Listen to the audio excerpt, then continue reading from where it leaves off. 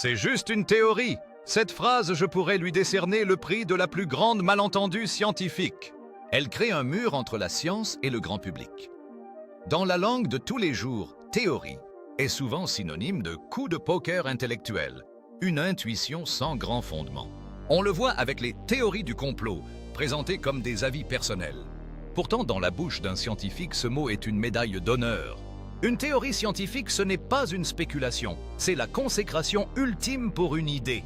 Cette reconnaissance est le résultat d'années de recherche de preuves et de validation par la communauté scientifique.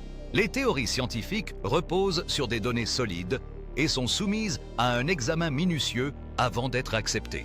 Ce processus rigoureux permet de séparer les faits établis des idées fausses et de donner un sens au mystère de l'univers. Pour porter ce titre, une idée doit survivre à un parcours du combattant. Elle doit donner du sens à la réalité. Elle organise des observations qui, sans elle, seraient inexpliquées. Prenons la théorie de l'évolution. Elle nous raconte une histoire cohérente qui explique pourquoi les espèces changent au fil du temps, comme un gigantesque puzzle dont elle assemble toutes les pièces. Elle doit se montrer sous son jour le plus vulnérable. Une vraie théorie scientifique est falsifiable. En clair, elle doit pouvoir être testée et potentiellement prouvée fausse par de nouvelles découvertes. Pour qu'une théorie s'impose, elle doit aussi résister à l'épreuve du temps et être mise à l'épreuve par des expériences et des observations rigoureuses. Contrairement à une idée reçue, le scientifique n'est pas un chevalier défendant sa théorie, c'est un détective qui rêve de résoudre l'affaire en prouvant que tous ses suspects ont un alibi en béton.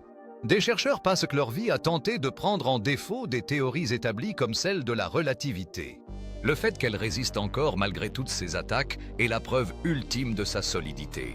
À l'opposé, prenons l'idée que la Terre serait plate. Ces adeptes font exactement l'inverse. Ils écartent toutes les preuves gênantes, comme les photos satellites ou les vols d'avions, et ne retiennent que les fragments qui confortent leurs croyances. Utiliser le même mot « théorie » pour qualifier ces deux démarches, c'est comme appeler « maison » à la fois un château fort et un château de cartes. Cela finit par saper la crédibilité du travail scientifique. Alors la prochaine fois que vous rencontrerez le mot « théorie », posez-vous cette question: s'agit-il d'une simple croyance ou d'une explication validée qui a survécu à des décennies de tentatives de sabotage? Voilà pour cette petite leçon de vocabulaire.